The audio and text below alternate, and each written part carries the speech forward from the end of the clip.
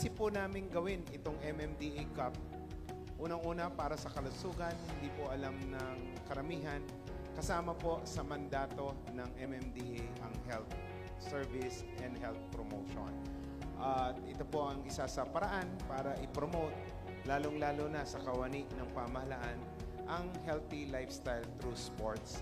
At ganun din magkaroon ng avenue para magkakilala, magkaroon ng interaction between the 17 LGUs at yung mga national government agencies.